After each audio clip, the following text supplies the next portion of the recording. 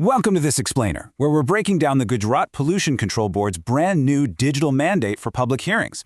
If you're involved in developmental projects, environmental governance, or honestly just fascinated by how government processes are finally catching up with the digital age, you are absolutely in the right place.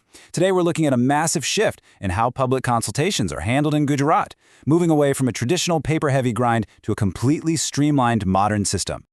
Okay, let's jump straight into the official order issued by the GPCB. This directive is a literal game changer. It marks a major shift from manual red tape straight into streamlined digital governance. Signed by the member secretary, it officially mandates that all applications and processing for conducting public hearings must now happen online. It's a fundamental rewiring of how this business gets done. But before we get totally lost in the technicalities of the new system, we have to ask a much broader question. How exactly do you modernize environmental clearance and cut out all that administrative red tape? I mean, when you have a process as vital as public consultation, which involves multiple government tiers, corporate project proponents, and local citizens, how do you make it efficient without sacrificing transparency? Well, the GCP actually has an answer, and it lies entirely in digital transformation. So here's our roadmap for today to help you navigate this whole transition smoothly. We'll quickly cover 1. The public hearing mandate, 2. The digital transformation shift, 3. Key benefits of XGN 2.0, 4. The 5-step digital procedure, and finally 5. Compliance and next steps. Section 1. The public hearing mandate. Let's start with the baseline context of why these hearings exist in the first place. The absolutely crucial point here is that this isn't just some internal policy or a casual town hall. It is a strict legal framework mandated by the Ministry of Environment, Forest, and Climate Change in New Delhi. Under the Environmental Impact Assessment Notification of 2006, which stems directly from the Environment Protection Act of 1986, specified developmental projects must get prior environmental clearance, and a completely non-negotiable part of that is the public hearing. It's the moment the community actually gets to provide feedback on proposed projects. The GCP is legally mandated to execute these hearings, and they're taking that huge responsibility straight into the digital era. Section 2. The digital transformation shift.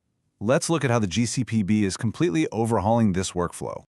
This shift brilliantly illustrates the leap from the old way of pushing paper to a new, agile ecosystem. Previously, these applications relied on traditional, manual administrative workflows. We're talking physical files slowly moving from desk to desk. The new system replaces all of that entirely with a dedicated online module right inside the XGN 2.0 portal. And what's driving this? It's heavily aligned with the broader Ease of Doing Business, or EODB, initiative. The whole goal is to make the interaction between project proponents and the government as frictionless as possible. Section 3. Key benefits of XGN 2.0. You might be wondering why this really matters to you. Whether you're a project proponent trying to get clearance or a citizen interested in environmental oversight. Well, this shift isn't just about doing things faster. The benefits coming straight from the board's mandate are huge.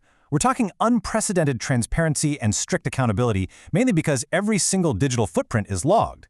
You now have real-time monitoring capabilities, which means you can actually track the status of a proposal as it moves. It promises totally seamless processing between the regional and head offices, and crucially, it's completely paperless. By going digital, the Environmental Board is actually reducing its own administrative carbon footprint, which is exactly what you want to see from a pollution control board, right? Section 4. The 5-step digital procedure. Let's get into the absolute core of this explainer and see how this builds into a practical playbook for compliance.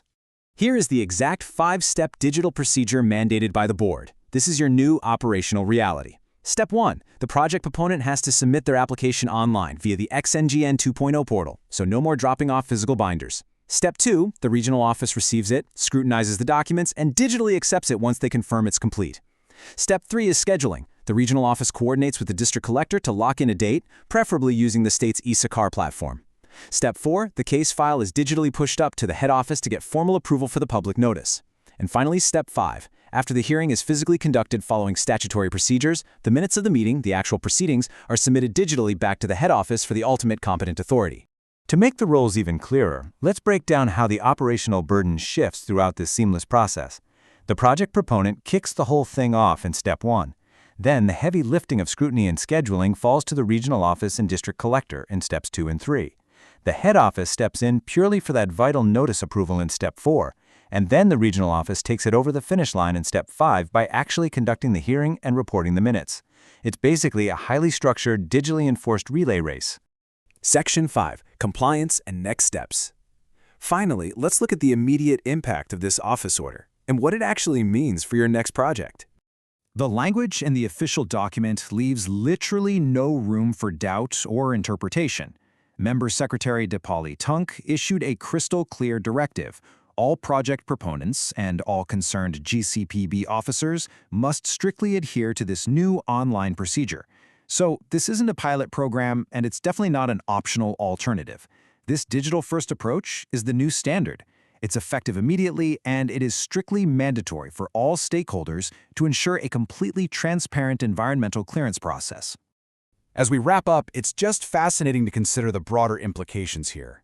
With something as traditionally complex and paperwork-heavy as public hearings now becoming completely paperless and trackable via XGN 2.0, what other traditional areas of environmental governance will digital transformation revolutionize next? Could we see AI-driven compliance checking? Maybe real-time digital community polling? This massive leap forward in Gujarat definitely sets a powerful precedent for tech-driven environmental governance everywhere. I hope this explainer gave you a really clear, structured roadmap of the new GPCB digital procedure and how it champions the ease of doing business while keeping strict environmental oversight. But it leaves us with one final provocative question.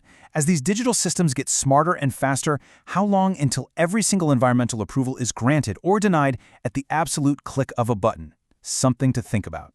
Thank you so much for watching. Please like, share, and subscribe to the channel.